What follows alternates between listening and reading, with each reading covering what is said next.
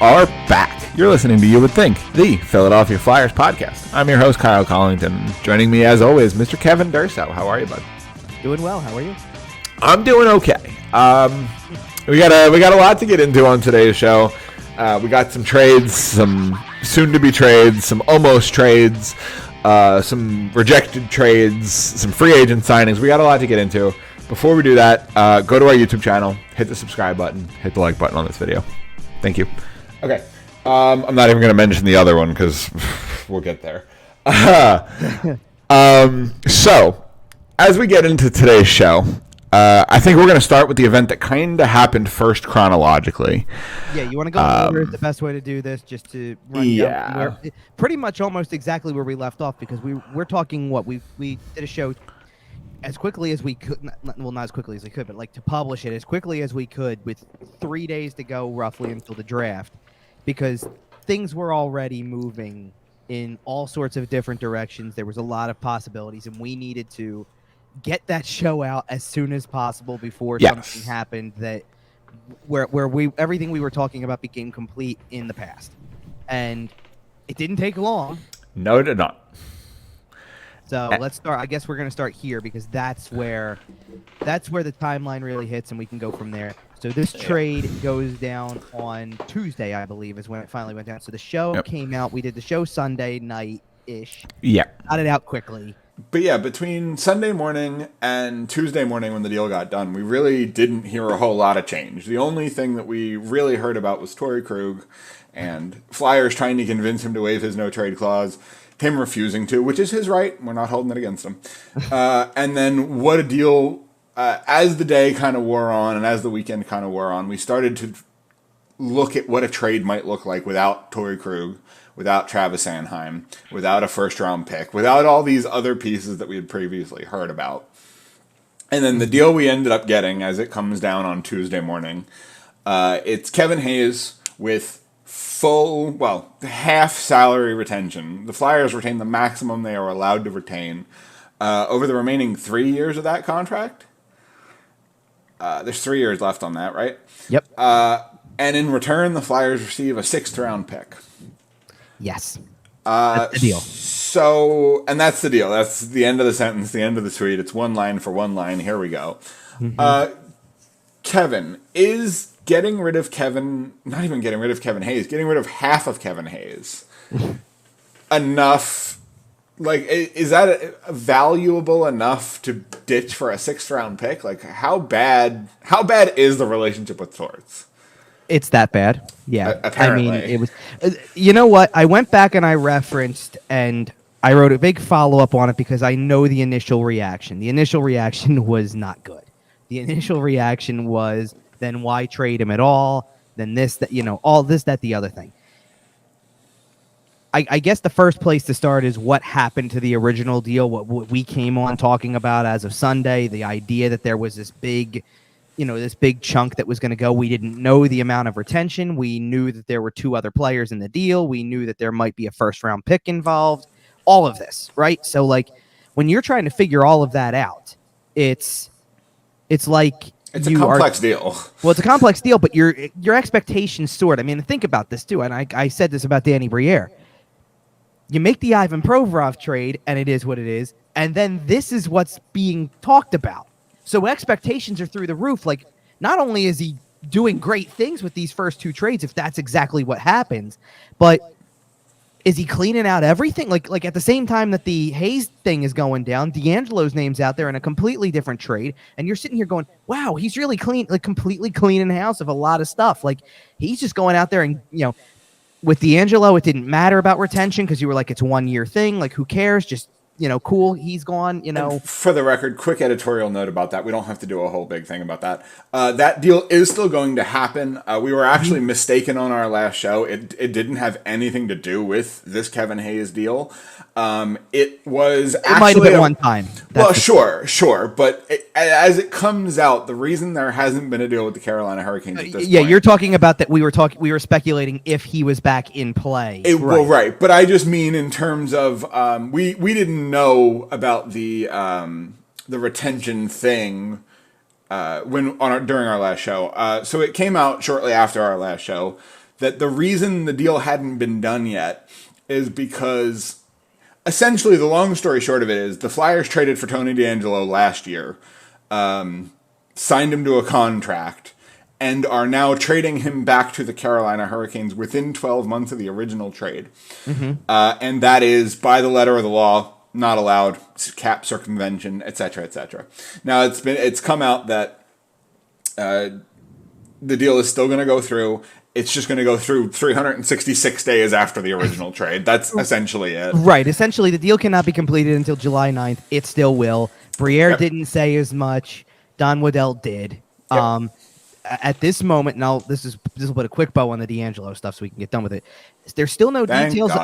There's still no details on the prospect coming back, which is kind of disappointing because the Flyers could be working on a deal to sign this player. I believe this is going to be a rights deal, so it'll be a prospect unsigned. And B, if they were able to a couple weeks ago, roughly, right, like a week ago, I should say, I guess, work out that deal, go into the draft with it. That's a player who, if they had signed him, depending on where, how all this works, could have been able to come to development camp if they want to. I mean, it's that is true. There is a real cost. Yeah. Right. And I'm not saying that's a make or break situation. It's just one of those things where it's like that. It's disappointing to not know what could be. That's all. And for what it's worth, it does sound like management on both sides, Philadelphia and Carolina, did go to the league and had a meeting with them and talked to them about, just got told no. Well, right. The argument essentially was, it's a different regime, and Carolina didn't sign the contract, Philadelphia did, so therefore it's not cap circumvention, and it's not, there was no funny business going on, essentially. And they got shut down, and they got told, hey, you can wait a week and a half, and it's going to be fine. And it is going to be fine. Like I said, the deal is going to get done. Well, and this despite, I'm not trying to jump into too much with everything else, but Carolina wasn't exactly quiet in free agency. No. And there was a lot of question at the time about, is that going to affect the trade now? Like, are they going to pull back on this? Like, well, now we can't afford to do this $2.5 million. Right. Like, all that. The fact that it came straight from Don Waddell tells me this is going to happen within a week. You're hanging on for it at this point. Just, the story, listen, from my standpoint, the story's been prepped for about a week already. So and you just wait for the final details and publish on that thing. As we talked about a little bit on the last show, the return is expected to be a bit of a lottery ticket type of prospect.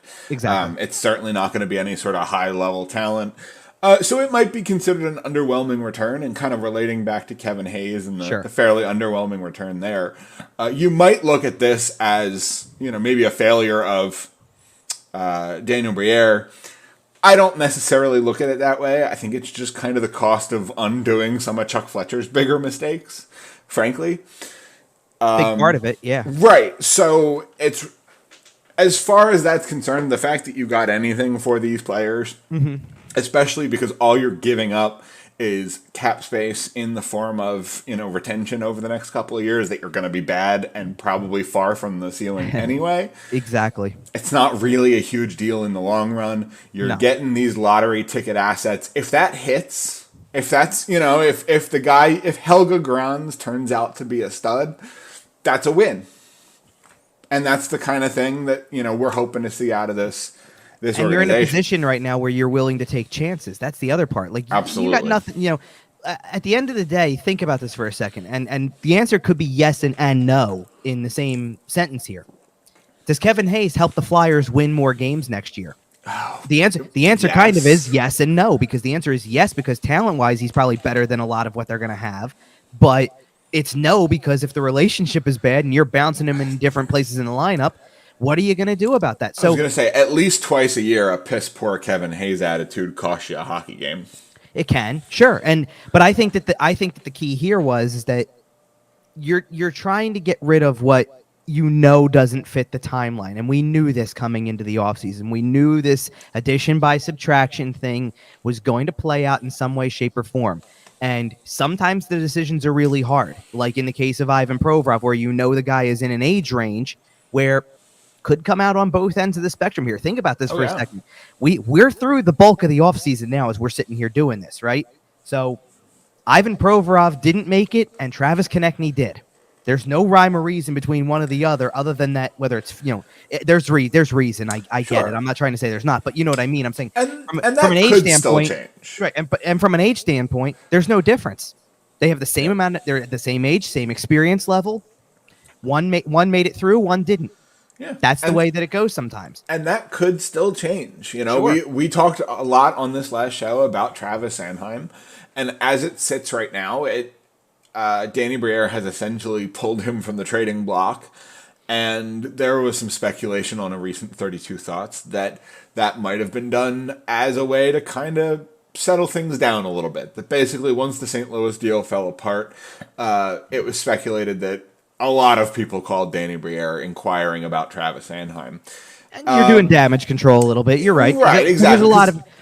If he ends up showing up to your training camp, you don't want him to be miserable. Sure. And look, to go off of the original deal itself that we were talking about, simply put, things change at certain points. We discussed last show that Torrey Krug was slated to be in the deal. He has the ability to not waive the no move clause if he wants to uphold that. He did. When it happens like that, especially, and it can happen like that, especially when you're in a position like the Flyers are where you're just starting a rebuild. Yep. Without Torrey Krug in that deal, they're not moving Sanheim. No. They're just not. That's why it changes. And so he comes out of the deal. Kevin Hayes is by himself. Hayes by himself isn't worth a first-round pick or anything close, obviously. Right. And this is the thing with the return. I know the return isn't great, especially retaining half the contract and doing so for 3 more years. By itself, it's brutal. But I think with context of the situation that there was no way that this could go on any further. It had to happen. And the only thing I don't like about the deal when all those factors are considered is the 3rd year of retention, the 3rd season, because it does tie up a retention slot for longer than you would want to. But that's the only thing I can't get over. I'm not worried about the half salary thing. It's half the salary. It's better than a buyout of half the salary. You know what I mean? Like you're doing, you buy him out. You're doing this for 6 years, not 3. So that's fair. Don't hate that. It's just the retention slot. But you want, like you asked me straight up off the top, was it really this bad?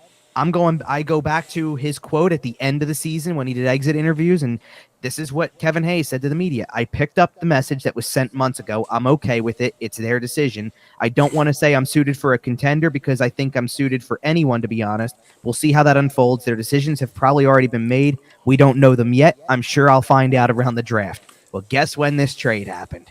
1 day before the draft. Yep.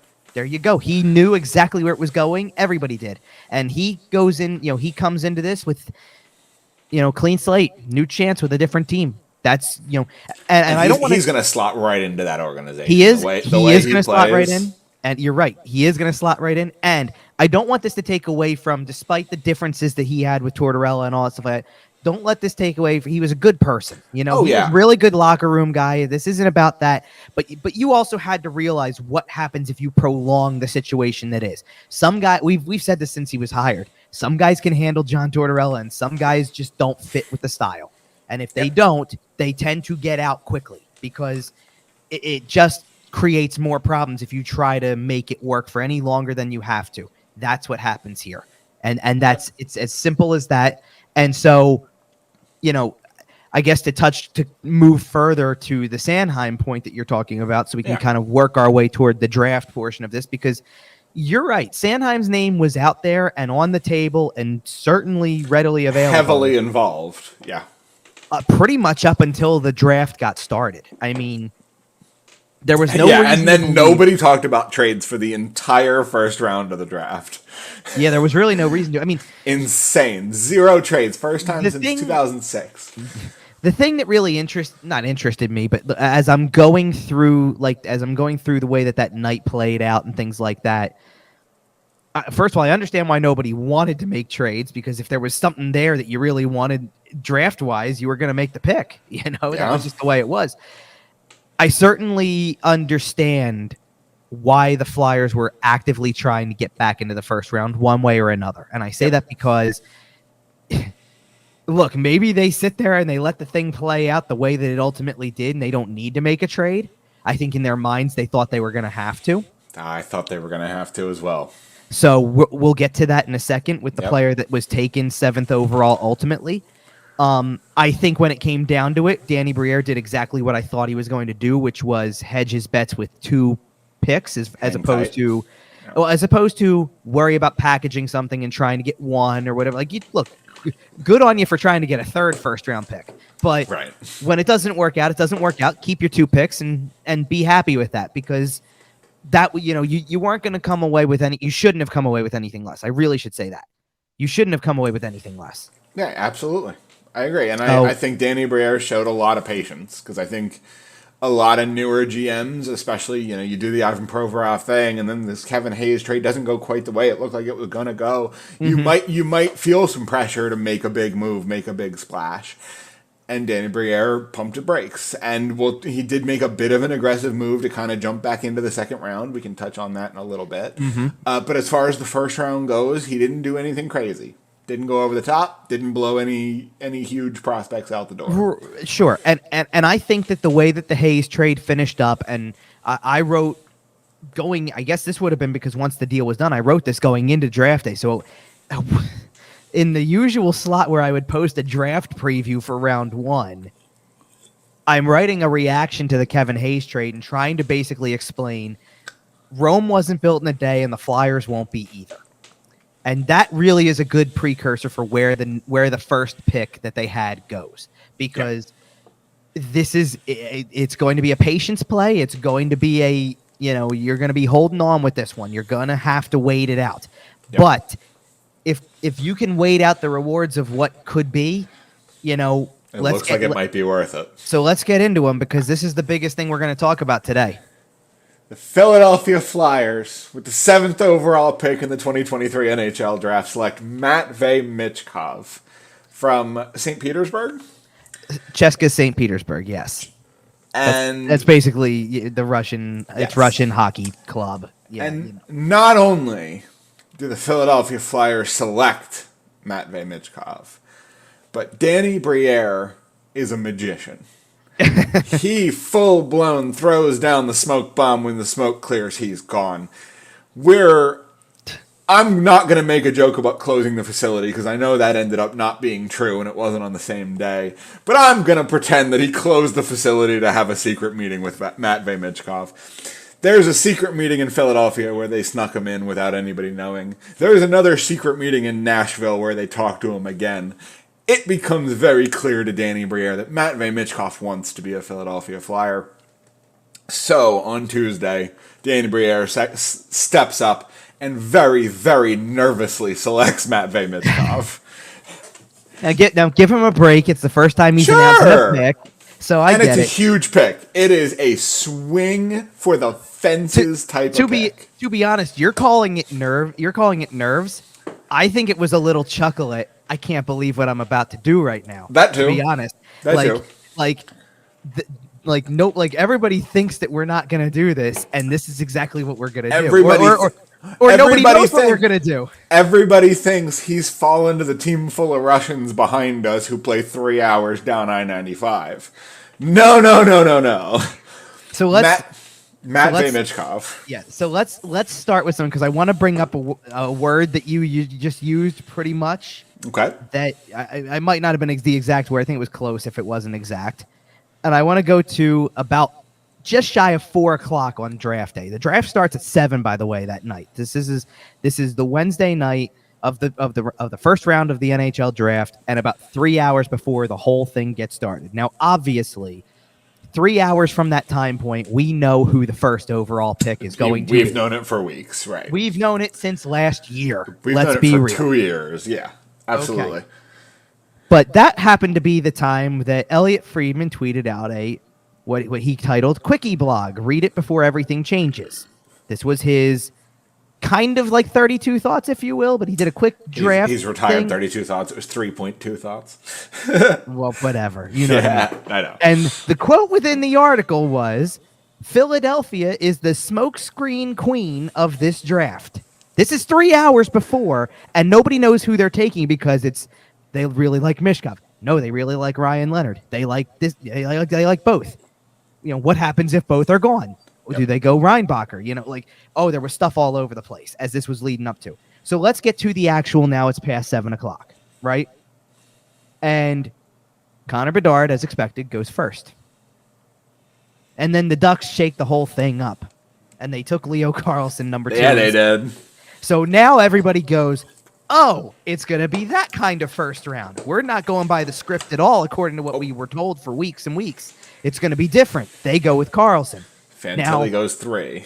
Now, Fantilli going 3 kind of evens it back out again because now we're back to the same top 3 at least. We all knew 1, 2, 3, pretty much. We felt like we did. In some order, right. Right. And then San Jose did exactly what everybody thought San Jose was going to do and took Will Smith. Yep. So now the top 4 are done. They got jiggy with it. So now the top 4 is done, and you're looking 3 picks ahead. You've got 5, 6, and the Flyers are there at 7. You, at that point in time, I even quote tweeted when the Sharks selection came out and said, top 4 when as expected, pretty like in terms of the 4 players taken, not the order. Right. Now we're on Michkov Leonard watch because that was the 2 names for me. And I'm not trying to say it was for me in terms of like, oh, that's what I would have wanted. Those were the big names. They were the 2 that were most connected. It was the easy, like, it was pretty apparent. Remember how last year when it was getting closer, it was, well, at 5, Cutter Gautier's there, and or Juracek. It's Gauthier or Juracek. That's the 2 that we keep hearing about.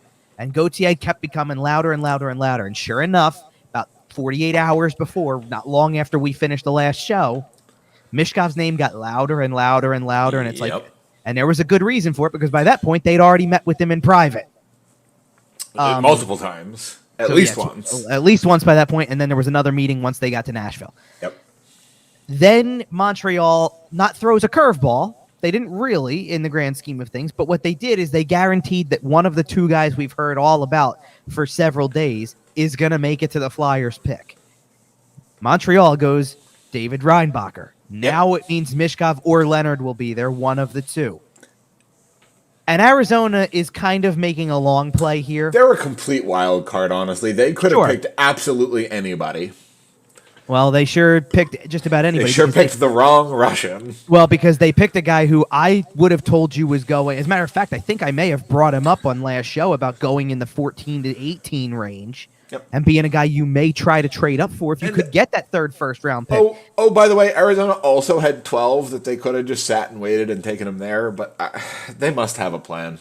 Maybe they do. But they took Dmitry Simashev, who, for the record, who I like. I do think he's going to be a really good player. I just don't know if he was number 6. Second best Russian in the draft. So, but right away you go, okay, another defenseman off the board. So now they're going to have their pick. They can pick Michkov or Leonard or whatever. And I even tweeted after that, dream scenario for the Flyers here with Michkov, Leonard, and Zach Benson all on the board. You can't go wrong with any of them, but Michkov could be another level. And that is when Danny Briere walked to the podium and said that the Flyers selected... Said the words that are going to save this franchise. You heard it here first. Well, no. Do you want me to double down on all this? Because I have a whole big list of notes with this guy. Like, more than any other player we're going to talk about tonight, because obviously. This is the guy. This is the talent level. This is stepping, we're talking about Danny Briere stepping up to the podium like that. This is Danny Briere stepping up to the plate and swinging for the fences. This is the player that can be the face of your franchise. Yep. When we talk about what it takes to build a successful team in the current day NHL, we talk about having depth, we talk about having good goaltending, we talk about having good defense.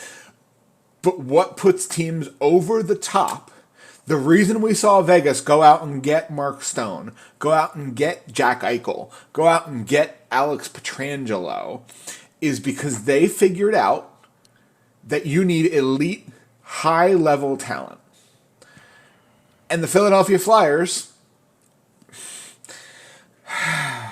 Okay. I love Claude Giroux. Claude Giroux was there for 2 or 3 years. But Matvei Michkov projects to be the kind of guy who's going to be there for 10 to 15 years. The reason you're saying that is exactly where I was about to go with this, is that this is the guy that you step back and say puts up 100 regularly. Yep. Seriously. Especially with where the NHL is going. Right. Seriously. Look, did Claude Giroux do it once, and did Claude Giroux have another year that was really good that warranted Hart conversation as well? Sure. But this you got to go back so much further, and I'm going to get to all the players that I thought of, but I'll start with my initial reaction on Twitter to the pick, which was picking Matvei Michkov was exactly the type of player the Flyers needed. You want high-end talent, you got it. It's a risk, but it's a risk worth taking that could have huge rewards. So when I looked at this pick, I thought of a lot of players when looking at this pick, none by direct comparison, but all of who he represents, who Matvei Michkov represents in this story that we could have, right? I wrote about 3 of them in an article that I put up the next day. And then I want to add an additional player, too, because I thought of it later on that kind of goes with it. The first player I thought of was Eric Lindros. Okay. Back in 1992, when the Flyers made the trade for Lindros, they were in the middle of a playoff dry spell. They needed to start a new era of sorts. And you enter into the picture Eric Lindros, and now there was a young player that fans can get behind. That is what Matvei Michkov can be for this team going forward. I thought, like, right away, one of the first things I thought of was if you go and it's on YouTube, so you can go look for it. Lindros, it's his second career goal, but it's his first goal at home. Okay. And he goes in and scores, and the local broadcast has Doc Emmerich doing the local with Gary Dornhofer. And Gary Dornhofer, after the goal is scored, yells out, "That's what the people came to see." Yep. And that's what Matvei Michkov can be. It's going to be this is your ticket. You know what I mean? Remember, you know, take a step back for a second and remember everything that we were saying after the lottery was over, all this stuff about, well, you know, now you're doing all this, you're picking the wrong year. You could have had Bedard if you would have, you know, a little bit better of lottery odds, whatever, all that type of stuff. Guess what? You didn't have to do a thing. You earned the 7th pick, you sat there, and you got him. So, let's talk about why the second most talented player in the draft by a lot of people's metrics. Sure. Why does he go 7th? Why does he go 7th? Right. Well, it's the Russian factor. You got to imagine. I mean, the Russian factor plays into it. It's also the contract. It's the KHL 3-year contract that basically means you're putting this on hold for 3 more years, which actually, in a weird way, brings me to the second player I thought of, because the second player I thought of was Peter Forsberg. Okay, fair because enough. Peter Forsberg was in the deal for Lindros, obviously, but the Flyers drafted him 6th overall, and he didn't come over and make his NHL debut for another 3 seasons until 1994-95. That's a similar timeline to what you're looking at. So by the way, for people that might not know, in the KHL, most European leagues kind of defer to the NHL, and when you get called up to go, they kind of look at it as a promotion and they let you go. The league that Forsberg was in is a really good example. The Swedish leagues are usually really good about this. Fantastic. The KHL considers itself an equal to the NHL, and therefore going to the NHL isn't a promotion. You already play for the KHL. What's the problem? Hello? Pretty much. So to get out of your contract to go to the NHL, you have to buy it out yourself with your own money. And if your NHL team helps you, they get fined severely. So it's not something that happens particularly often. Michkov did say in his post-draft interview that he does hope to come to North America quite soon. We are talking through a translator here, so there is definitely a little bit of wiggle room there. But it certainly seems as though he has interest in not necessarily playing all 3 of those years with St. Petersburg. He's going to do whatever he has to do, but it sounds very apparent that the goal He'd like to get here. Get to the NHL. He expressed that, and sure. Yeah. Let's go to player number 3 then, because but the timeline portion being very relevant to this story, right? That there's a timeline involved that's very relevant. The third player that I thought of was Jaromir Jagr, and the story about during Jagr's draft year that he was telling teams, "I'm not coming over right away. I'm not coming right away." You know, all that stuff like that. And then he told the Penguins, "You draft me, I'll be there tomorrow." Part of me wonders if Matvei Michkov did that and if he'll be in camp this fall. Now, I'm not putting money on it. Right, and I'm not going so far as to say Michkov did that specifically, like told the Flyers. If he shows up in camp, though, I'll put some stock into it. But I don't think let's just wait. This part's genuine. He made it clear he wants to be a Flyer. Absolutely. And may have helped influence that decision in terms of that the Flyers were willing to take him in the meeting. The factors that were important to him is he wanted to be in a market that cared about hockey. He wanted to be in a market that's willing to win, that has a clear direction.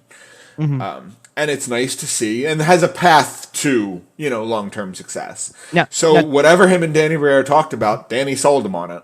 Sure. Now, to be fair, okay, so the Flyers obviously got him at 7, so 6 teams passed on him. Yep. Chicago, we know why, because Chicago was picking the guy who's going to play next year and was right there ready to be taken. And is going to be a superstar. Yeah. Sure. Now, I have some clarity. I feel like we have some clarity on Columbus with Fantilli because Fantilli is signed, so he'll probably play next.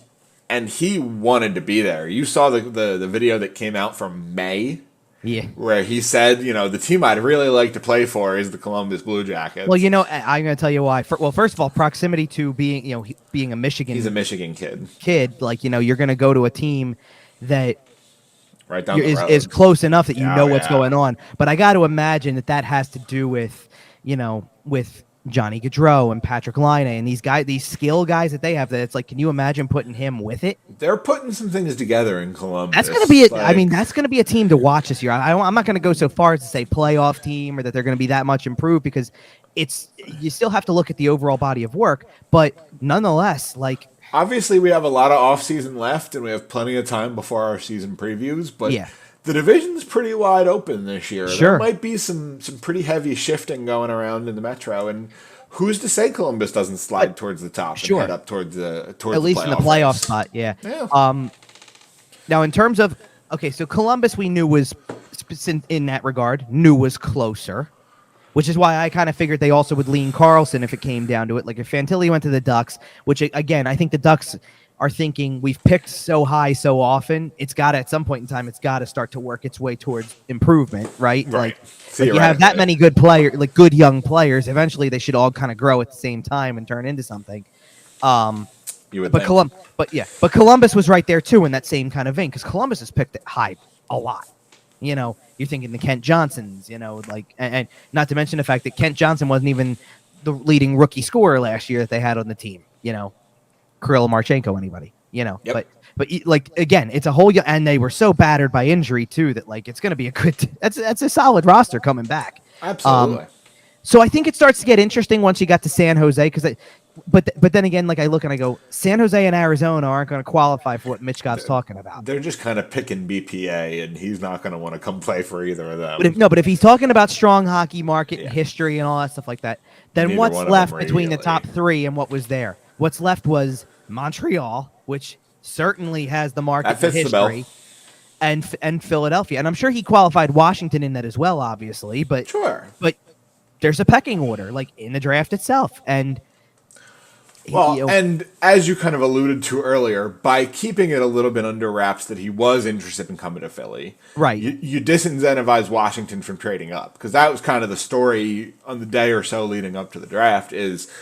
Is Washington going to get trigger happy and jump up to 5 to Montreal and take Michkov there to prevent or to not risk him sliding by Philly? That was a talk. Obviously, who knows what Phoenix or what Arizona's up to. Washington could slide up there as well. That was really the only thing I saw people speculating about was, do the Washington Capitals and the Philadelphia Flyers get in a bidding war to try to move up? Sure, and the funny thing is last show I said don't do that. Don't get into a situation where I think you're going to want the 2 first-round picks, so don't get into this crazy war over back and forth of who gets the higher pick, who trades with Montreal. Don't do this, and they didn't need to, and they ultimately didn't need to. So those are the 3 players I mentioned in the article that I compared to, the situations, and then I thought of a 4th one that's a lot more relative and a lot more, more recent for recency bias as well. Because the 4th player I thought of happens to be another Russian player. The 4th player I thought of was Artemi Panarin. And again, this is not necessarily a style comparison. It's strictly a note of irony, which is the Flyers just had this big press conference in May and announced the new era of orange and stated their completely aligned goal of a rebuild done the right way. And that made me think in this moment of the New York Rangers and the letter. And not too long after that letter, the Rangers had Adam Fox demanding a trade to get sent to the New York Rangers. And still annoys me, but because that's where he wanted to play. And Artemi Panarin signed there because that's where he wanted to play. And suddenly the Rangers rebuild that didn't really have much of a timeline going forward, had a little more of a timeline, and it wasn't going to be as long, right? Yep, got a kick in the teeth pretty quick. I think that the pick of Matvei Michkov and the contract length, whether you go, love Danny Briere's answer to this, by the way. It's a 3-year contract, and we assume it's 3 years. Right answer. It's 3 years away, right? In public, that's absolutely the correct answer. Well, sure, but make that exactly the way you think, because I think it put a 3-year timeline on the rebuild. And that's fine. Spend 3 years stockpiling assets and come out in 3 years ready to party. Because in 3 years' time, if Michkov is on this roster, exactly when everybody thinks he will be, you can't help but wonder what else is going to be on the roster. Oh, yeah. And don't think for a second that if you get to free agency the year before, one season before he comes over, if it lines up, start making moves. I think you've got leverage again in terms of, listen, we're 1 year away from this. We feel confident he's coming over after this season, but you're a free agent now, so we've got to do this now. Right. We're going to sign you, and we want to sign you for 5-6 years and start building what we think is going to be a cup contender. Right, and theoretically, 3-4 years from now, we're talking about a cap ceiling that's going up, $10 to $15 million maybe. So, things could get wild. But what I'm getting at is that's what this kid represents. Absolutely. I'm saying the Flyers are going to be in a great spot to take advantage of all that. He represents the full revival of this in terms of putting somebody to it that actually qualifies as one of these types of players that good, like there's something a little poetic to him being the first one to pull the jersey on live TV. The promo video was fine, but we got to see the new jersey for the first time. Yeah, that's a good point. It's kind of nice, man. There's something symbolic to that. Yeah, I think this is it's just as simple as that. This is the guy who's going to lead you into the next era, and it's not going to happen overnight. But as long as you seriously, as long as you can keep talking from a standpoint of this is where it starts. He's still the starting point, and he's still the focal point of the whole rebuild from here on out, and that's why I say I think that's why he puts a timeline on it, because now you look at everybody moving forward in that realm of possibilities, and it doesn't mean obviously it doesn't mean the ones who come after him are going to jump in earlier per se, but imagine the timeline with a Cutter Gauthier type. You took Gauthier last year at 5th, now you get Michkov at 7. Are these not the two guys that I think, in 5 years, 10 years, in 5 years, for the 5 years that follow that people are going to talk about? I was about to say, so if Michkov comes over in 3 years and we talk about them kind of loading up and getting in position, Travis Sanheim will have 5 years left on his deal. The one that just started. Right. So after 3 more, yes. Well, right. So we talk about him potentially being a guy who comes out on the other side. And it'll be interesting to see who does end up on that roster. Having a bit of a 3-year timeline does allow you to go a little bit more bare bones than maybe they would have otherwise. If you kind of have a plan for coming out of it. Sure. There's something poetic to the 3-year thing right now too, because it wasn't, and I tried to go back and find which episode it was that we did this conversation. But we had a conversation not long before the end of Chuck Fletcher or not long after, one of the two, where we looked at the roster and said, I think I just asked you because I had already looked it up and all that stuff. How many contracts does this team have that have a cap hit greater than $5 million on it or something like that? Right. And we came up with, I think it was 10. Okay. And Pittsburgh also had 10, which is two teams in totally different places. Right. A little bit, yeah. I went in and I did a little bit of a different exercise, so to speak, because as you continue to wind things down and go into things like that, I'm going to ask you a different question. And I know you have Cap Friendly kind of relatively handy tonight, so I'm going to tell you to not look at Cap Friendly for this. Okay. Not looking at Cap Friendly. Okay. How many contracts do the Flyers currently have that are longer than 3 years remaining? Ooh. Okay. Nick Delorier. Longer. Oh, okay. He has Delorier has 3 years exactly left. So I'm going to Ristolainen has 4. Okay. Sanheim is just kicking in. He's got a bunch left. Konechny's at 2 left, right? Correct. So Konechny is not qualified. Right. Did they sign Atkinson to a deal? Are you Nope. counting that? Okay. Nope. Okay. Atkinson's got 2 years left as well. Is that it? Yeah. Is it just the 2? Okay. That's going to be a real intriguing conversation about him over the next couple of years, too, because that's movable. Yep. Oh, it is. I'm just being real. Oh, I know, especially with that cap flexibility coming up like we're all talking about. You got a few more that you could go to. It's not like you were done here. It's not that trick question that it was Sanheim, Ristolainen, and you're done. It's not that trick. Oh, okay. Like it wasn't that simple. Okay, who else is there? So I'm surprised you didn't get one of them because you love this guy. Joel Farabee has 5 left on his contract. I forgot his deal just got going, right? So he's got 5 left. And then you got 2 more that are probably out of sight, out of mind, but I'll give them to you anyway. Oh, they don't count. No, hold on. One of them does. Sean Couturier. Oh, it's fair. Sean Couturier has 7 left. He's getting dangerously close to not counting, by the way. Well, we'll see about that. And then you're right about the other one. It's Ryan Ellis. Yeah, it does not exist. But bottom line, they have 5 total contracts that last more than the next 3 years. And out of the 5, by the time you get to that 4th year, so 3 years go by, those deals get movable. Well, so let's get to the point where we assume Michkov's going to be able to play 3 years down the line. 3 seasons come and go, and now we're on to season 4. That means he's coming in. That means Ristolainen has 1 year left on his contract.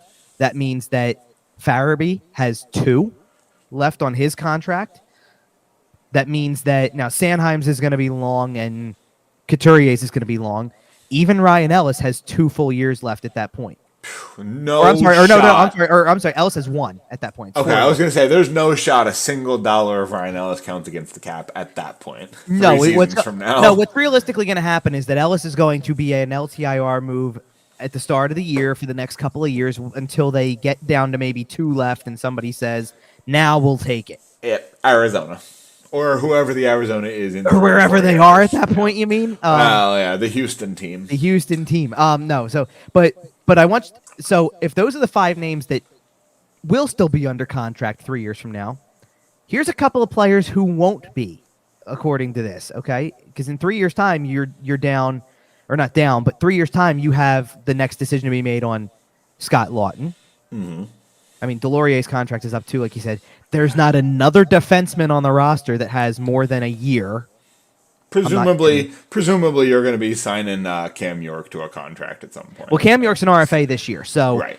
I don't know. And again, I don't know if he's getting much more than what everybody else gets, which is 1 to 2 years right now. Sure. Because no player is signing 3, 4, 5 year deals unless they're getting paid right now, and probably, and nobody's been able to pay. So, right. But everybody's gone. So that's what I'm saying. These are the only 5 players that are left, and one of them is not going to really play. We know that. Right. And then you've got 2 others that. Well, yeah, I'll go 2 others because I'll count this as 2. Because Sanheim and Ristolainen, we kind of know they are what they are, and they're going to continue to play, and that's fine. Yeah, they're fine. Yeah. Joel Farabee is trying to work back from an injury that we've seen Jack Eichel work back from. So I don't want to put anything on him over the next 3 years. Maybe he turns out he could turn out to be a huge value play at $5 million a year. Yeah, and he looked way better over the last 2 months of the season than he did over the first 4. He's the type of guy I can't wait to talk to in training camp to see how he's feeling. Because, that's... If he's 100%, that's huge for your team. Exactly. And then Couturier is the real big question mark at forward because the guy's basically missed 2 years' time also. Yeah. That's the first test to kind of the new regime on that. But this is what I'm saying. By that point, 3 years down the line, how many of these guys are we talking about the same way? You know what I mean? Well, and we'll have answers, right? Like, if Sean Couturier still hasn't played by then, we'll know what the deal is. But you're also right about the fact that you go into, well, in Couturier's case, sure, but you're also going to go into that year with Ristolainen's 1 year being potentially very movable. Yep, especially if the cap is 95 or 92 or whatever it's at in 3 or 4 years. I hope it's more than 92 at that point. But that's what I'm saying. That'd be less than $10 million from now, which is not good. But yes, I get your point. Do we want to move on from, and look, I know we could sit here and talk about Matvei Michkov all day long, all week long, all off season long. We probably will still talk about, well, if nothing else, okay, let's put it this way. If nothing else, and this is going to be a good segue to the next first round pick that we want to talk about, because obviously, even if Mishkov's not playing for the Phantoms or playing for any team in North America, you can still track what's going on in the KHL. And believe it or not, on occasion, there's sometimes networks on certain cable companies that will actually give you viewings of these things. So I may have to take a look and see if Cheska St. Petersburg is on TV at any point to maybe watch this kid. But beside the point, there's a way to track and see how he's doing. And I think people are now going to be excited to track and see how a prospect is doing. I think for a little while that kind of became a little, bothersome's not the word, but you know what I mean? Like it kind of felt fruitless to go and look and be like, oh, that's all. Like it wasn't a great farm system over the last couple of years, especially as the few that kind of have made it through graduated. It was kind of left for what it was. Absolutely. So as we get to the second pick of the first round, who plays for a team in Canadian juniors, who plays for the London Knights, who we're going to mention again when we get to the rest of the draft picks. So maybe if you want to be viewing that team as well, you might want to, because then you can watch two more prospects that just got selected. So let's start with the one that went in the first round. That would be a great name in this draft, just a great name, Oliver Bonk. Oh yeah, and if you remember Radek Bonk, this is his son.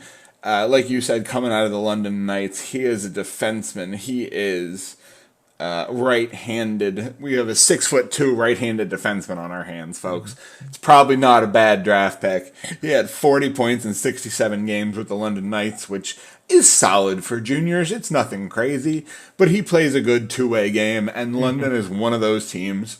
So Canadian juniors is pretty top-heavy. It has kind of an English soccer vibe to it. That's a good way to look at it. And the London Knights are Manchester United. They can be, yeah. I mean, a lot of times, right? A lot of the years that town loves their London Knights, and they take it very, very seriously. I mean, if anybody saw, based on what the Toronto Maple Leafs did in free agency and how all of a sudden there were pictures of an old London Knights line floating around, then it kind of goes to show you how much they value. They're one of those teams. So, yeah. Now, I'm curious to hear your thoughts on this pick, because I know that I love it. Okay, I'm glad to hear it then. I mean, it's a more conservative pick. I mean, look, Danny Briere got up there and swung for the fences with Michkov, and there's no doubt about that. So you have to make sure that bottom line you come out of this with something. Like, sure. There was obvious risks to the Michkov pick, and there's going to be until he's here. There's just no way around it. For sure. And I don't know if I touched on this on the last show or not, but the Ivan Fedotov thing also really probably played into that a lot from a Flyers perspective. Right. I was going to say, we're not just talking about hockey risk. We're talking about geopolitical risk. As far as I'm concerned, hockey risk, what risk was there? Well, none. The kid is insanely talented. He's an offensive dynamo. It's going to translate to the next level. Okay. But Oliver Bonk. Yes, Oliver Bonk. So, but that's the point. You're still taking a swing, even despite all of the things that are surefire about Michkov. There's still a risk involved, and this is the opposite. You're going into the Canadian junior ranks, so getting him to play is not going to be a problem. They just they graduate their players at 20 and they go pro anyway. So you're just looking at a handful of years before he's probably.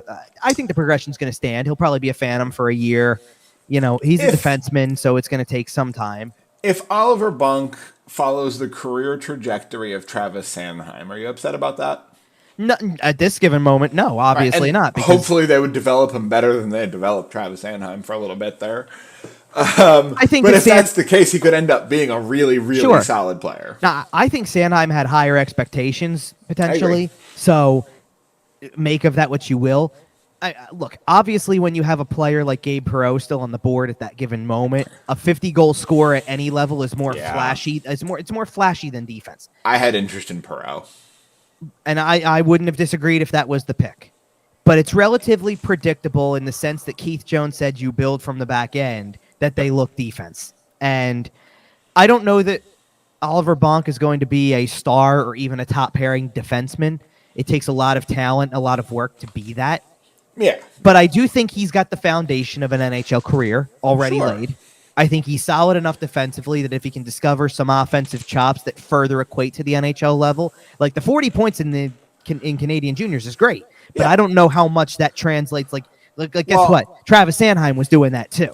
Right. You Well, know, and I did also want to mention that that was his first full season in the OHL. It looks like he had Fair. gotten called up the year prior and was point per game in a lower league. Mm-hmm. So he's very, very, very likely that he goes back to London this year and Yes. and possibly even next year as well if he's eligible. This is another guy that he's probably not going to be a contributor on your team until we're looking in that 3-year Matvei Michkov window. Bingo. If I even have here, I wrote down if he can develop those offensive chops to further equate to the NHL level, he makes it in a big way if he can do all of that, right? Like that's what people look for in defensemen today. That said, he's another timeline play. Like I'm not like you shouldn't be worried about hearing anything from this kid other than junior hockey success for the next couple of years. Yep, just go dominate 15-year-olds and juniors. Just go have fun. Exactly. That's all we want. That's all that you should. That's all you could ask for, and I think it's perfect. So I wrote about it the next day as well and called it an upside play. Which it is. You're going off the fact that the kid is very foundationally sound in what he's trying to accomplish defensively, can make an impact offensively at that level, and then if you can get him to another level in development, which this is going to sound like a broken record. I talked about it previous shows, but I'm going to definitely mention it here since we're doing draft-centric things. Development is the biggest thing here.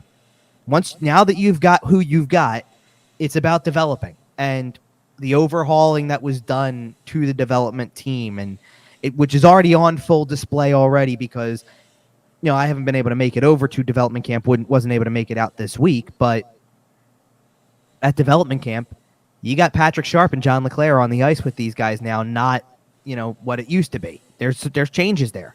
Yep. And this is where it's going. So you got to hope that this is that they take the steps necessary and really hit that upside because these are upside plays. Yeah, absolutely. And again, I mentioned Vegas a little bit earlier in the show, and they have kind of built their team legacy on taking calculated risks and, quite frankly, sometimes doubling down and possible shenaniganery, cough, Marc Staal, whatever. But yeah, it's interesting to see as Danny Briere gets a little more comfortable in the role, as he kind of starts getting some stuff done, what risks he will or won't be willing to take. And it seems like he's willing to take them so far. And I think that Danny Briere went in with a clear vision of this is not about immediacy at all. Like, if rebuilding it the right way means it's going to take some time, and that's why I like a lot of what he did. We're going to get into day 2 now in just a second. This was just the first round, obviously, but day 2 featured a similar theme. It was all about upside, and it was all about what could be down the line, and being prepared for situations down the line too, which I think matters as well. You want to be as prepared as possible for unlikely scenarios to happen where you're not as equipped at a specific position or at, whatever. You want to be ready to go in all areas. And I love the idea of being patient with some of this stuff. Sure. You're going to have to. Yeah, and with the first 2 picks on day 2, Danny Briere did show a weird mix of both patience and aggression by trading up for a guy you're going to have to be patient for, but whatever, it's fine. The Philadelphia Flyers traded the 167th overall pick plus a 2024 second to the Chicago Blackhawks. Obviously, that is probably going to be a bit of a higher second next year if the team is bad, but you're paying a price to get back up towards the second round. Well, not necessarily, because that 2024 second was LA's. Oh, I'm sorry. Yeah, then fair enough. Then that'll probably be a mid to late second, and that is an even better value. And the Philadelphia Flyers used that 51st pick to select Carson Bjarnason. Yes. Which is going to be a tongue twister forever. Yeah, Lou Nolan's going to hate it. Lou Nolan doesn't have to say the goalie's name more than once a game, though, usually. That's fair. I mean, unless he's a star of the game on a regular basis, then you're mentioning him twice a game, maybe, starting lineup. Or unless he gets some penalties. I don't know if Carson Bjarnason is that kind of goaltender, but hey, any goaltender can be that kind of goaltender. They're all a little nutty. So let's discuss this one for a second here, because so Bjarnason kind of came at a time, like his selection came at a time when there was a bit of a run on goalies. You started to see it kind of I'll actually call it relatively early second round because I believe we were sitting. It was like 37 to 39 range when some of them started coming off the board. Yeah. No goalie was taken in the first round, obviously. So you get to the second round, and now there's a bit of a run on goalies, and the Flyers go up and they get to 51 like that, and they get to 51 and are able to take a goalie that was, according to NHL Central Scouting, the top-ranked North American goalie prospect in the draft, which is pretty substantial. I mean, it means that you're going to go through, you're going to go through a process with him because he's a goalie. Like when you draft a goalie who's 18 years old, and in juniors and things like that, you don't expect to hear from these guys for probably another 4 to 5 years minimum, at least, like really making noise. But he's a potential high ceiling guy. He's a raw talent, so he's going to need some work. And there's a lot of belief that he's going to be a big focal point for the Brandon Wheat Kings in the WHL this year. There's a lot of belief that maybe if he gets enough starts and the play is good enough, there could be World Junior talk in his future. So that's all stuff that, like, there's a part of me that sits there and is ready to tell people kind of get ready for this, because remember kind of 5-ish years ago, maybe a little more than that, when everything was watching World Juniors and how many kids they have representing them over, and all stuff like that. I think you're going to start to get back to that pretty soon, potentially. I mean, they really kind of went all over the map with some of this stuff, and there's every reason to believe that they, will have a lot of prospects playing in those types of tournaments going forward. Yeah, and the Flyers have kind of sneakily put together a little bit of a decent goaltending pipeline. Like when you think about Sam Ersson, who got a little bit of play at the NHL level, Ivan Fedotov, who we touched on him a little bit earlier. There are some guys in the organization. Sandstrom's still floating around. You have some flexibility here, and goalies are weird and they're unpredictable, and you never know when someone's going to stop knowing how to play hockey. So it is good to have some backup options, right? And then every once in a while you see a Vegas situation where they just blow through 6 goalies in a season. Right, and then by the way, I do want to mention the one goalie that you left out of that equation that was already in the system before the draft, because Alexei Kolosov is another. Yes. Keep him in mind here. That is fair. Because there's a lot of belief that he could be one of these guys that ends up making it over here too. So, and then somebody who may or may not make an impact a little bit further down, is going to be the 3rd round selection. The Flyers had 2 third round selections. This is the first. It's another goalie. It's Igor Zevragin. Probably pronouncing that wrong. But it's the draft. That's how this works. And again, a little bit of a more depth pick option. He's, the 12th ranked European goalie by NHL Central Scouting. Just another kind of body in the pipeline. Now, we've talked over recent shows about the Carter Hart thing and if he is or is not going to be around in the short term and the long term, honestly. Right. And people, by the way, right after this pick was made, freaked out about that possibility. Of course, because taking the first goalie, we kind of expect that at some point just to get a little I think the only thing that was surprising, was that on day 2, that was the lead-in. That you traded up to get a goalie and then took a goalie with the next pick also. It definitely sends a message that you're prioritizing some goaltending depth. Now, I know that everybody immediately equated it to Carter Hart. Personally, I wonder, I've already had questions about Felix Sandstrom's future. So that's one to keep an eye on also. Like this is why you built the pipeline up, because eventually you need guys who step in and try to make noise to get to that level, right? We know they love Sam Ersson. We kind of know the situation with Carter Hart, which is a little bit all over the place at this point, to be honest, because the situation with Carter Hart is that he is firmly in Philadelphia as long as the investigation is ongoing. Right. But it's not like it's been a secret that if somebody came along with the right offer that they wouldn't be willing to move him. Yes. That's why I'm saying the situation's all over the place. I don't know. And it's mostly a matter of, is anybody making that call at the moment? And it certainly doesn't seem that way. And seriously, depending on the day you ask me, my answer might be different. Like that he's the future of the franchise in goal. He's probably on the move. No, he's never going to be on the move. It changes every day, because that's how many different scenarios are kind of up in the air with him.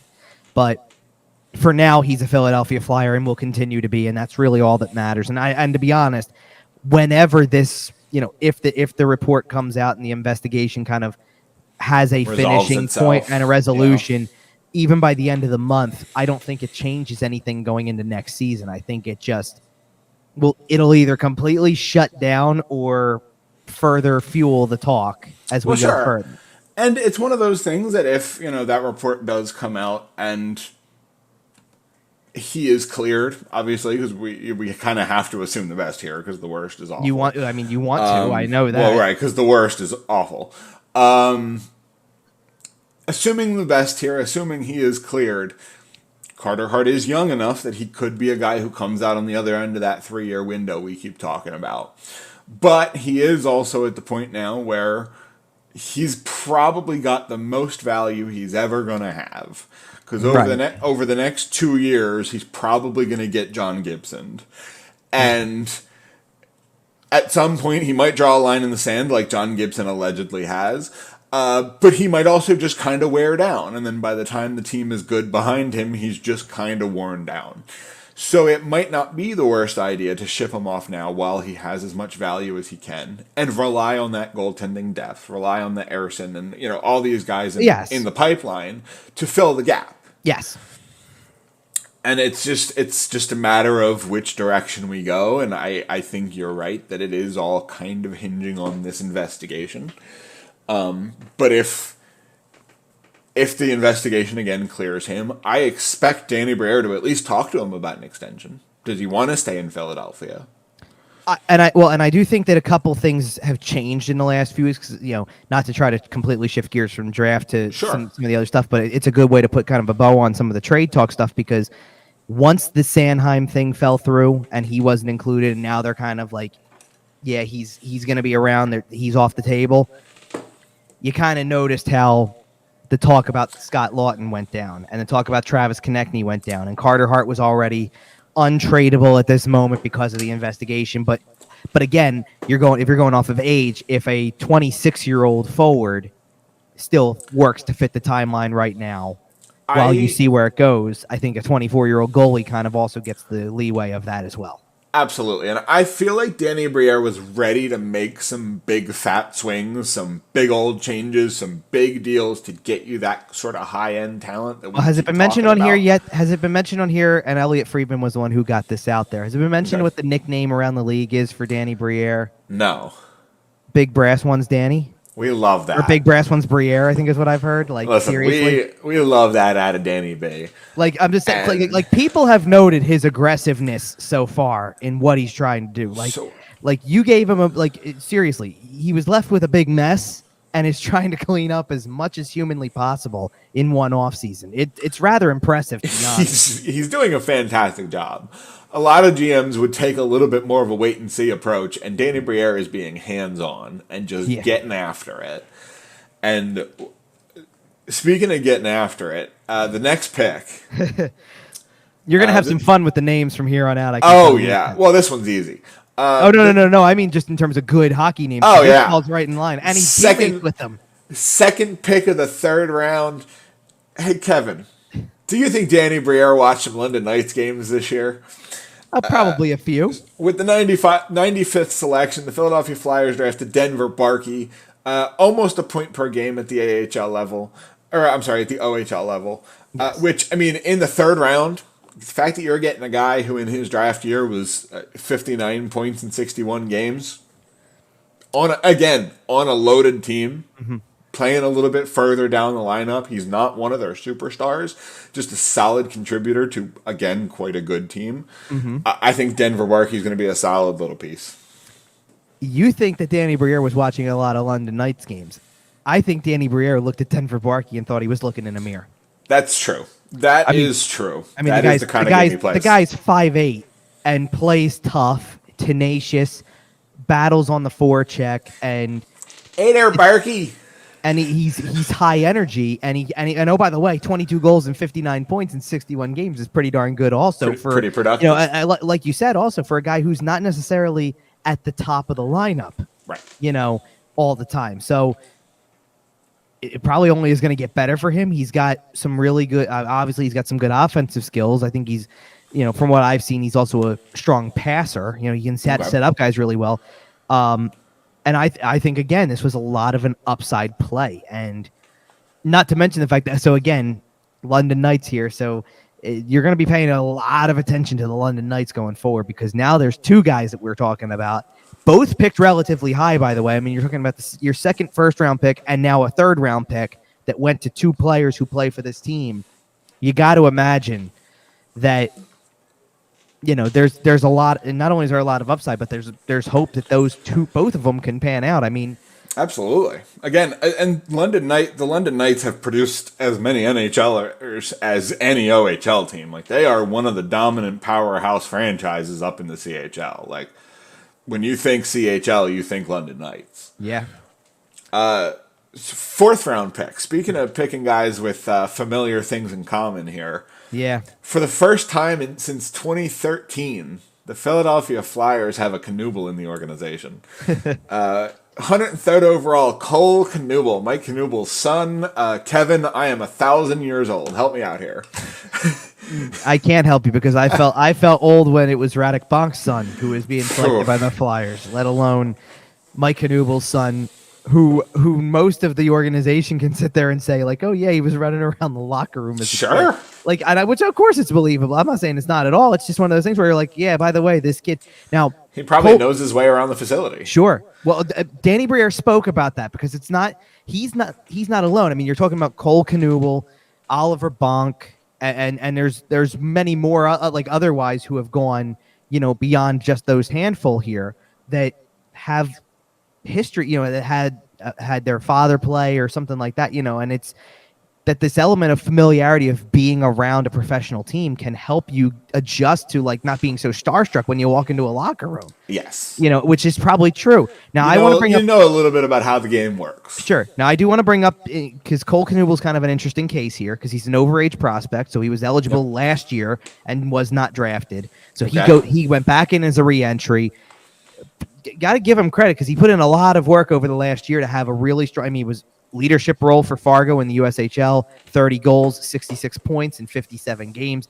That just, shows the willingness to work. Now, he also was, a lot of the questions were about his skating, and from what I'm to understand, from seeing a few tweets from some of the other guys who are covering development camp and things like that, his skating looks maybe a lot better now than it was a while ago. So if he's put in the work there, and you can get that foundational skill really into a good spot, he can be a player who you watch for a while. I mean, you got to keep an eye on him, and he's off to play college hockey now. So, like, this all works out from where the way I see it, because again, it's a time play, it's a timeline play. Right, we're talking about stock in the cupboard long term, right? It's a fourth round pick. Mm-hmm. If he makes an impact on your roster one day, that is fantastic. And Cole Knuble's got the physical tools, like kind of the way that Mike Knuble did, to be honest. Well, no, but the physical tools and some, mixed with the offensive prowess, high motor, can bring energy.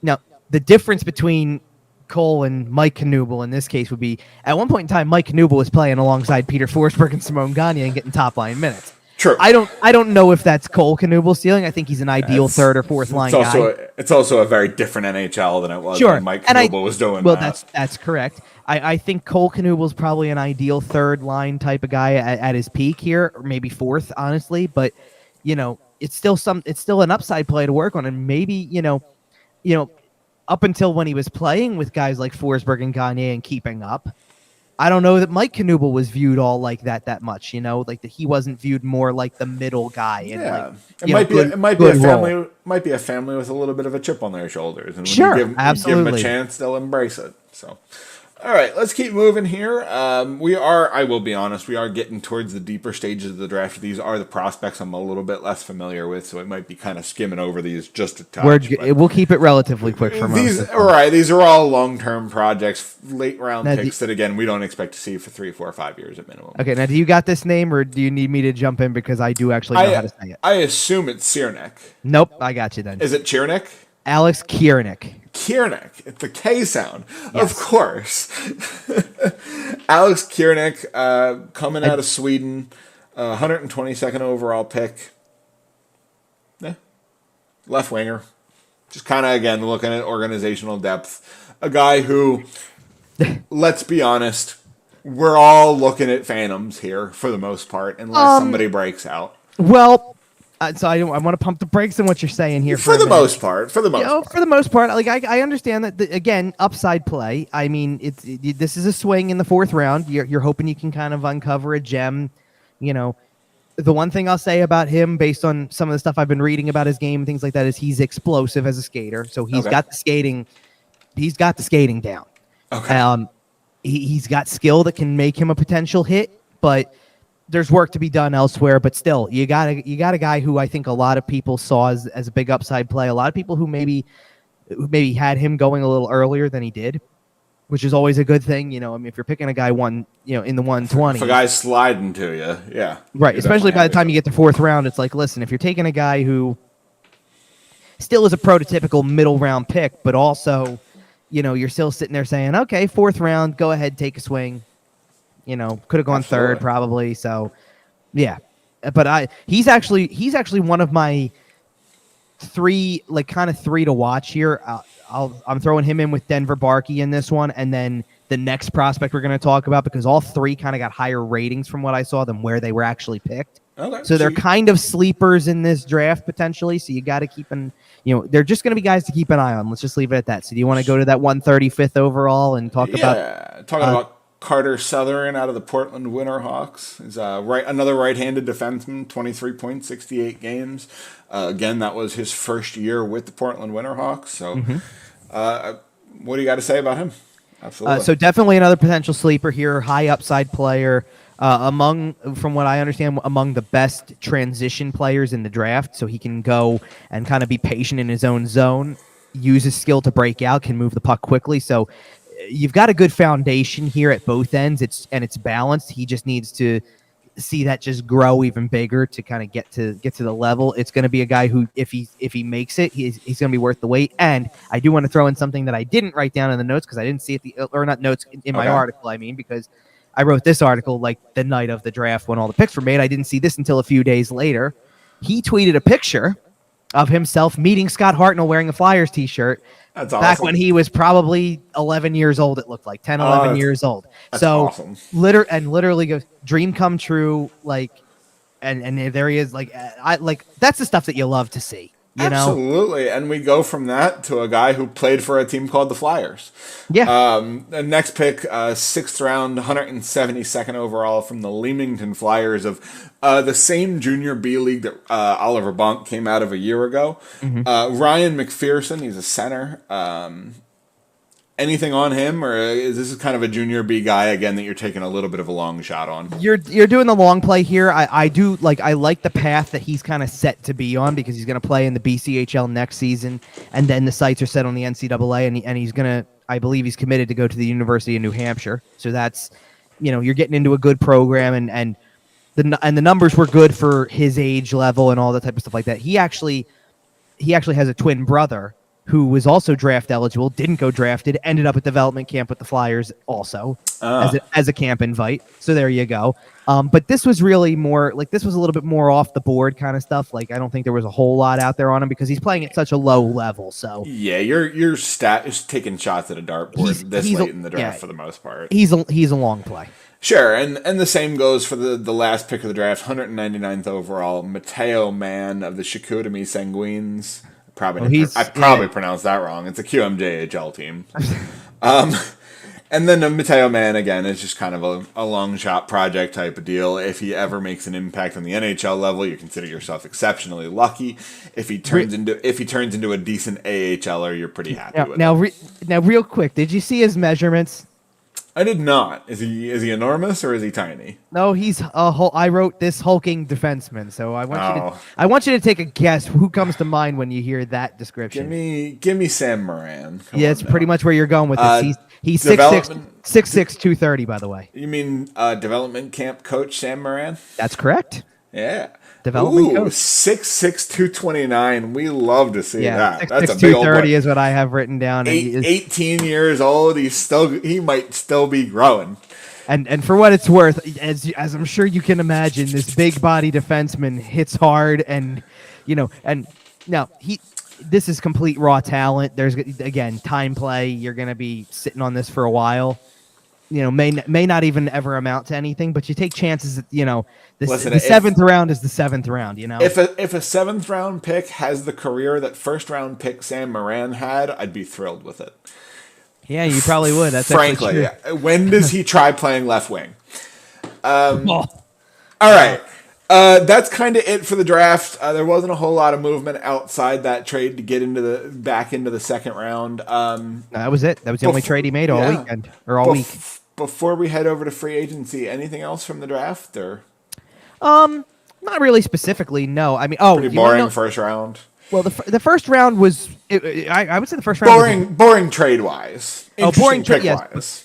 Yeah, because the picks were all over the place. I mean, there was a lot of some unexpected things, and you were getting like a really good example, by the way, was how far Oliver Moore fell into the late teens. He was slipping, and then the Flyers were coming. Zach Benson sliding to 13, which is a great pick for Buffalo, by the way. I think they're going to love him in Buffalo. Yep. Guys like that. I do want to bring it. Now, it's not often you talk about this pick, so I'm going to bring it up because it was a really cool story. Is it going to be Carey Price forgetting David Reinbacher's name? No, it's not that. Having pulling a Bobby Clark? No, because I forgot. Because this is a day 2 story. Actually, this is not a day 1 story. This is a day 2 story because you don't hear this a whole lot. Like, nobody talks. It's not the same thing as the NFL draft where the last guy taken is usually a huge story. Irrelevant, yeah. It's not normally as big of a story, but in this case, because the last guy taken was there and waited all the full 2 days to hear his name called. And Columbus traded for the pick to make it happen. It's a great story. We love to see that. No. And by the way, while we're at it, speaking of trades and things like that, also like that were happening later in the draft and things like that. There was a lot of fanfare because the draft was in Nashville. There was a lot of fanfare around it being David Poyle's last draft and kind of his last duties, if you will, with Nashville in that role. So, there was a lot of that going on as well. I forgot to mention when Michkov got picked, Keith Jones got up and kind of made this joke about thanks for picking me, all that stuff like that. I know you made better ones than that. I think isn't that what he said? Like, I know you made better picks than that, but something like that. He cracked a joke and like in typical Jonesy fashion, the broadcaster came through before handing it over to Danny Briere and saying, Jonesy "Go ahead, being Jonesy. Go ahead, make the pick." Absolutely. All right, but that's really where we leave this one. Let's go to free agency. Absolutely. As we transition out of the draft into free agency, here's what we're going to do. I have a proposition for you. Sure. We're not going to talk about free agency around the league. We'll talk about what the Flyers did, but we're not going to talk about free agency around the league. And then on our next show in a week and a half, we'll play who plays where. That's fair enough anyway, because I think that'll be fun. Well, the list of people who still don't have contracts yet is still pretty formidable as well. A ton. So essentially, the Flyers have made 3 signings here. They all kind of serve a similar role, and that role is, hey, leave our young kids alone. Ryan Poehling, Garnet Hathaway, Marc Staal. Wasn't that a Pink Floyd song? Something like that. All guys who are known for having a bit of a nasty streak on the ice. Hathaway and Poehling are, have some touch, have some talent. Staal is kind of on the back 9 at this point. He's kind of wearing it out. Again, we've talked about the fact that we're going to be backfilling this roster. We've expected Danny Briere to sign depth guys, bottom 6, bottom 4 on defense. This is what those are. So this is kind of a fun topic for this because the timeline of all this is kind of interesting. So, as you would expect, and I'm not going to, like we said, we're not going to really talk about the other things that were happening, but free agency was its usual busyness in the first hour or so. You saw signings popping up and things like that, and the Flyers were not really doing as much in the beginning, right? Like, as you would expect. Like, it kind of funny, like total opposites from last year where it was like we were waiting to see if anything kind of was happening or whatever. Yeah. And then it was like, well, nothing's really happening, but it was like we were expecting something to happen. This was, we're not expecting a whole lot to happen and nothing's really happening, which is perfect. Like, it's not a big deal at all. And then the first one came through. It was about 1:30 in the afternoon, so about an hour and a half after free agency opened. And this is Ryan Poehling on a 1-year, $1.4 million deal. And I will just say what I said in the text group, because I think this is the perfect signing. It's the perfect thing to do, to take a 24-year-old who's looking for a chance and say, maybe you stick here, maybe you get some trade value. Who knows what the answer is? But there's a way for him to succeed potentially here and either maximize his value in a trade or maybe even stick around, because 24 is a really good age to be inserted in. Like you're right. And he is an RFA. Yeah, but you're right. Like, we thought backfill with maybe 29, 30-year-old type players who were looking for a spot to maybe move on and go play for a contender later. Danny Briere's gem hunting on this one. Right. This was, which is smart, to be honest. Like, you know what? The thought process behind free agency the night before kind of changed when a lot of the non-qualifying players kind of hit the waves a little bit, hit the Twitterverse. And a lot of people went, whoa. Right. Like, there's a lot of people available. Like, I saw a lot of people, and I ultimately, I'm trying to figure out he did get a contract. I'm gonna have to look it up just to see, because I don't want to mention tons of other players. Yeah. But I got asked a lot about. Okay, yeah. So it wasn't that bad. It was kind of same vein as what Poehling got. I got asked a lot of questions about, hey, Kyler Yamamoto got traded and he's being bought out. Would they look into it? And I just didn't know what kind of contract he was going to get. So you got to be and term for that matter. You had to be careful about both. Danny Briere is smart enough right now to know don't commit more than, say, 2 years. Well, and players are being intelligent because they know we saw a ton of 1 and 2 year deals. Yeah, the short-term play was big. And so much of that has to do with betting on yourself, betting on the salary cap to go up, waiting until teams have a little bit more wiggle room, and cashing in when there's some space. To be honest, when we get into the bigger picture of free agency next show, the handful of deals that go beyond the 1 or 2 year range kind of really were shockers for, like, as we were reacting to them. Like, we would sit there and go, wow, look at that deal. Yeah, for good reasons and bad reasons. Right. It was a big deal. It was a big deal to get anything more than that. I mean, even some of the massive signings that, you're talking about guys who were at the top of the free agent board. We're talking about that still took this play. But that's why I'm saying, like, that was, I kind of went into that, like, leading up to, Yamamoto fit the bill if you want to go there, but I think the problem with Yamamoto is that I think you expect higher out of him. Like, I think you can throw him potentially into your top 6, especially given the state of your team. And I don't know if they wanted to do that. I think Poehling, they can kind of change that up a little bit. So he kind of almost fits fourth line, to be honest. Right. Well, here's the thing about these players is all these guys we're signing here in the short term, they're here to facilitate the long-term projects, the Joel Farabees and the players that we care about developing long-term. They will play wherever they need to play, right? The Philadelphia Flyers are not trying to put together an optimal lineup where every player is in the perfect position to maximize this, that, the other. Oh no, yeah. Put the guys you want to keep in a position to succeed, facilitate everything else around them, and then cut as much fat as you can at the trade deadline. And it's a big learning curve for young guys, too. You're trying to get them into the right spots. So let's continue the timeline for a second, because this is where things kind of get fun and interesting for a second. Because normally on free agency day, and let's not forget it was also a holiday weekend, so I kind of had a cutoff point for my day on free agency day. And normally what I do is, okay, free agency opens at noon. I'm going to watch really closely at what's going on for about 3 hours, 3 to 4-ish, and then I'm kind of peeling out. And actually, I think I got kind of a little bit more of a release, because it was between 3 and 4. It was just shy of 3:30, I guess, that Danny Briere did a media availability and said, we don't expect any other signings today. We'll look over the next few days, but we don't expect anything else. And you go, okay. So I guess that's it. I get the rest of the day off, kind of thing. Like, because I'm just tracking Flyer signings. I don't have to do whatever. And literally not 30 minutes later, the Rhett Gardner signing came out. Now, I kind of didn't go crazy about that because it was a pretty nothing signing. Well, it was a 2-way contract. So you're going, okay, it's more of a Phantoms thing. That's fine or whatever. And it wasn't a big deal. Like I could even sit there and recognize this doesn't warrant a story by itself. It's like the footnote at the other part of the story, right? Like they signed Ryan Poehling and Rhett Gardner. Right. And also Rhett Gardner, I guess. Sure.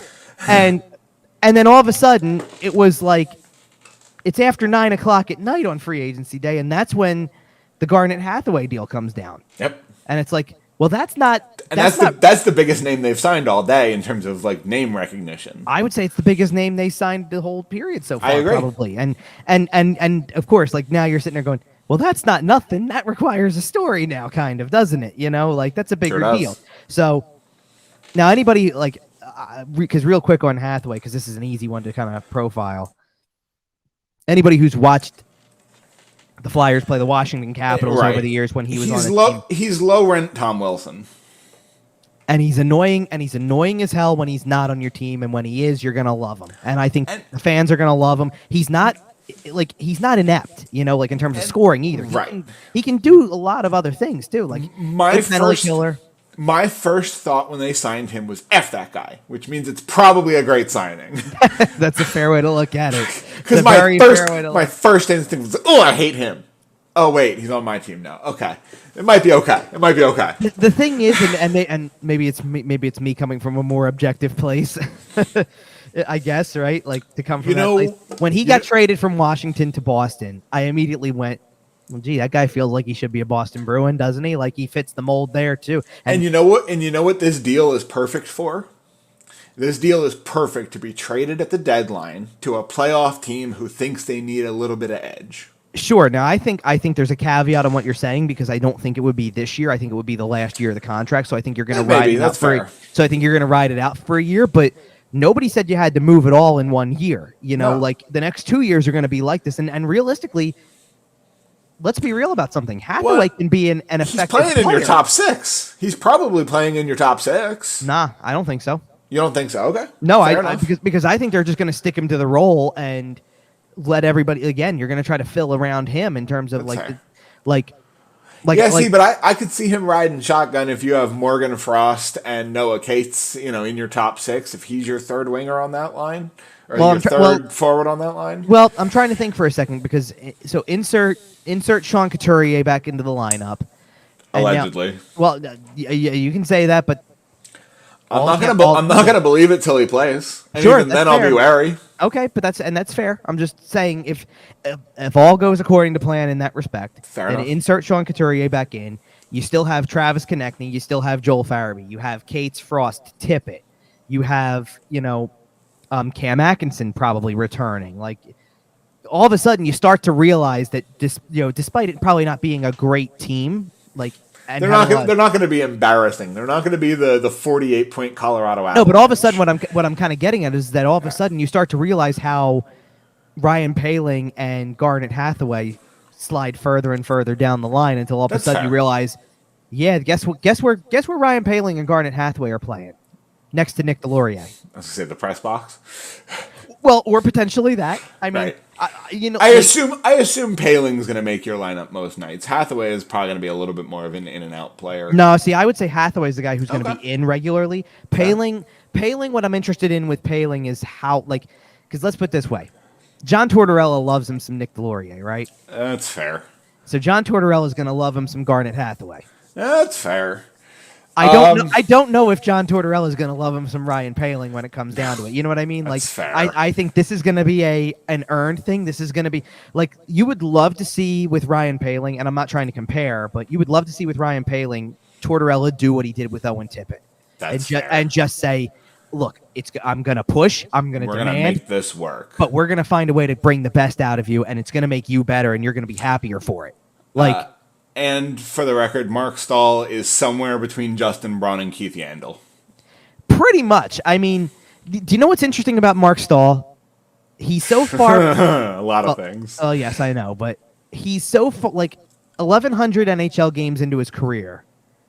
The ability is what it is. Like, he's not going to be anything more than on your third pairing if he's even in the lineup at all. At best. Yep. Right? But... this is the type of guy that teams Can I trade him to the Rangers for a second-round pick at the deadline? Hey, listen, I'm not sure, but you know what? I was about to get to. This is the type of player teams go crazy over at the deadline for playoff time. Like, absolutely. That they want on their roster, want in their room, don't even care if he plays per se. Like, they want him around for the emergency. Well, they want him around for the emergency, too, that Well, the experience, that knows how to win, the this leadership. Guy can't play tonight. I need a guy who's got playoff experience to come in. We're down 3-1 in a series, and we need to make a swap to get the boys going. You put Marc Staal in the lineup. Right, like, and like, do you really think that they're going to have a problem trading 1 year, $1.1 million? No, not a chance. Like, especially at the deadline when it's $300,000 if you're which is why I buy what Danny Briere is totally saying about it. Like, it does almost make too much sense. Like, it's It's easy to move. It's so easy to move, and it's so easy to utilize while you're like right now. Think about what the rest of your blue line is at the moment. Like, once DeAngelo is gone, the rest of your blue line, like right now, you're filling out your blue line with Igor Zamula and Ronnie Attard. Is that what you want, though? Like Ronnie Attard, who, by the way, just signed a new 2-year deal since we mentioned his name here on the podcast. Yeah, two-year re-signing, and it's that 2-way, 1-way, so it's going to go. It's a bridge. And it's fitting though. Like, you don't give him a lot of money for not having done a lot at the end. He's got 17 games at the NHL level between 2 years. You give him 2 or years, 19 or something like that. You know. You give him 2 years where he's pretty likely to have a spot in the lineup. You figure out what he is, and then you sign him the next contract from there. Oh, by the way, so speaking of Marc Staal for a second, because while we're on this whole thing, did you catch some of the New Jersey numbers? I did not. Okay, so for a day, Tyson Foerster was moving to number 18 before Marc Staal got signed and took it away from him again. So Tyson Foerster is going to the number he wore in the minor leagues, which was 71, which still is going to have kind of a cool look for him. Yeah. It's not 52 like it was for the tryout. Fair. But here's some fun ones, kind of, because these are ones that are probably more likely to be permanent. Noah Cates is going to 27. Okay. Ooh, that's an interesting number. That's an interesting number. Cam York is going to number 8. I don't know how I feel about that one. Like, listen, here's the thing. I know Mark Recchi's not getting his jersey retired by the Flyers. Right. But, man, I guess. Might want to put him in the Flyers Hall of Fame first before you worry about jersey retirement. No, and I don't think he should. I'm firmly against him getting his number retired as a Flyer. But it's just still weird to see anybody else wear it. Okay, I got you, and I understand where that's coming from. I think Nicholas Grossman wore it for a while too, didn't he? Nick Grossman. Yeah, so it's been worn. It's been worn by a lot of defensemen too, because that was Brad Marsh's number. You got Nick Grossman. You got Robert Haig. Well, I meant since since Recchi. Yeah. Well, that's Robert Haig qualifies on that list That's as well. fair. Actually, you know who wore it last? Believe it or not, Kevin Connaughton. Oh God. So just pointing it out there that it's a number that has been used by others. And it's weird anytime anybody wears it.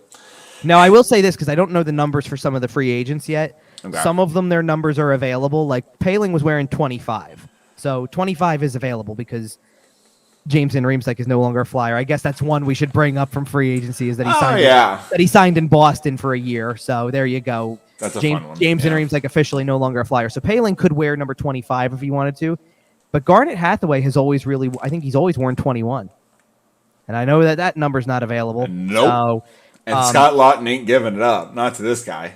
So I'm curious. I wonder if he would just reverse it and try to go to 12. I wonder if he would go to 20, because I think 20 is available. Like, there's a lot of options. There's just options, but it was just that's a thought for later. I mean, it's not a big deal. And then let's go to the last one, as you were about to mention, Victor Mete as well. Which is another really interesting. And see, I want to cross this between the two, because it's like the Rhett Gardner signing in a sense where it's a 2-way contract. It means it's not high commitment. He could be in the minor leagues. He could be in the NHL. There's not really anything to that. I don't hate this signing. No, because you don't hate it because it's in the Poehling vein. He's young. He's young and he wants a chance. And at this point, you might as well be willing to see where it goes. So Danny Briere is playing NHL 23, and it's day 2 or 3 of free agency, and he goes and he sorts by potential and signs all the young, medium, elite guys. Or signs the guys who, like Marc Staal, are 36 that you're flipping for a mid-round pick. Exactly. Later, right? Or the guy, he's 24 years old, but he's got high top 6 potential. So I'm gonna throw him $1 million and Hey, That's basically what happened here. Hey, in fairness, because you brought this up before we started recording, because Mete, you're like it feels like he's been around forever anymore, right? Like 25 years old. Well, and he was drafted in 2016 by Montreal, and he's kind of made the rounds. He's really made the rounds in Canada, by the way. Montreal, Ottawa, Toronto. He is gonna love not paying 60% taxes. But like, to go back to Poehling for a second, who was a former first-round pick, like that's where you're coming from with this, like seeing the potential top 6 potential kind of thing, like, right? You know what I mean? Like, I'm not saying it means Poehling's got top 6. Poehling was a player I liked in his draft year. Like, yeah, I agree. I liked him in his draft year as well. And then by the way, followed up all sorts of going through the process of developing, played on some World Junior teams, and then makes his NHL debut and has a hat trick in his debut. Yep, something that I don't think people think about enough is how many guys' careers just got completely railroaded by COVID. Like Ryan Poehling was 20 or 21 when COVID really got fired up. Who knows what his development looks like if he's got 3 normal seasons under his belt? It's also just crazy to think about guys like that, like who he's 24 years old, and you got a guy who's sitting here saying, "I gotta like take a chance." You know what I mean? Like, that's what I'm saying. A bet on me year. He had. You're talking about a guy who so far has never been able to play. He literally makes his debut for one game in 2019, has the hat trick, and then comes back the next year, which is the year that eventually COVID hit. So he's not quite there yet. So he's probably between the minors and there. And I actually should pull up his elite prospect stats instead to see his minor league numbers, because his minor league numbers were probably better. Obviously, the year that we're talking about, he had 27 NHL games and only had a goal and an assist. So obviously, it wasn't quite the same thing. Okay, so in 36 in the AHL, he had 5 goals, 13 points, which isn't much better. It was kind of an interesting year for him. And again, bit of a weird year. Then the entire following year, he has basically a year off from the NHL, because that was the 56 gamer where whatever. Now, solid AHL year, because in 28 games, he only played 28 games. He had 11 goals, 25 points. Half the season that year, they played about 55. Right. And then he really, he latched on more with Montreal the year after, 57 games, 9 goals, 17 points. And was near the same thing in the AHL. He played 7 games, was near point per game also, 3 goals, 6 points. But he's going to get buried a little bit. He's going to have to earn his way to get more to be able to be a higher end player and be like one of those guys. But if you're playing him, if you find out that his best role, and remember something, he's a late first round pick. So he's not a top 10 guy, where you're looking for huge numbers. If he can be a fourth line, honestly, if they can construct him into a Scott Lawton type, that gives you 10 goals a year and 30 points, are you happy with that? I would be. Absolutely. And I mean, he's produced at every level he's ever played, and I expect him to come in and figure it out. Sometimes even these American guys, it does, the guys who come through the NCAA and that whole system, it does take them a couple years to figure it out anyway. Exactly. And throw COVID in there, and throw this, that, the other, being stuck in Canada for an entire year. There's all sorts of stuff that could be going on with this kid, and it's one of those, there's zero risk on Danny Briere's part, and if you get a guy who's a guy, great, it's found money. And that's the interesting part about everything, is that, going into free agency, the thing that I remember writing about and kind of talking about was, just don't give out anything crazy. Don't give out any crazy term here. The cap hit kind of. We didn't see any of it. No, I mean, and that's the thing. Hathaway is probably, if he's going to kind of be stuck to your fourth line, it's probably a little more than you'd like to pay for your fourth line. That's your air quotes worst contract you've signed, and it's still it's like not, we talked about, not even super close movable. No. Right, it's not even close to bad. It's no. It's right there. You'll be able to move that when the time comes. And that's again, that's kind of the good part, because to kind of tie it back full circle, the thing we were talking about in the Hayes trade, which is if you're going to have to eat one of these retention spots, I still after free agency, what your retention play is for the rest of the year. If you have one slot left, it's still Sean Walker. Yep. After all that, it's still Sean Walker.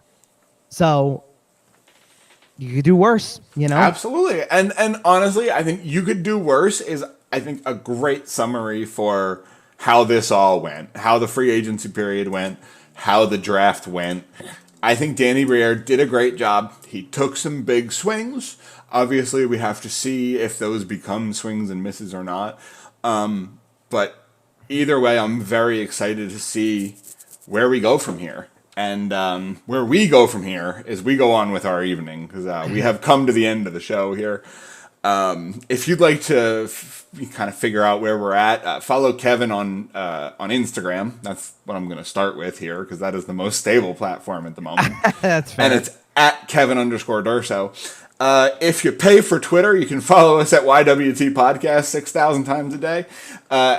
Or you can follow Kevin at Kevin_Durso.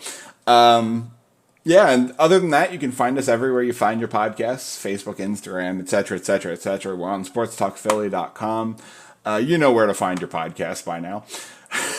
And you know what? I think that is going to do it for us today. We will not be back this weekend. We will probably be back the weekend after that, the 16th or so. We will talk about that off the air, and we'll be back at some point. We're in the summer now, and there's really not a whole lot going on. It might be a little bit till our next show, but we'll be back eventually, and when we are, we'll see ya.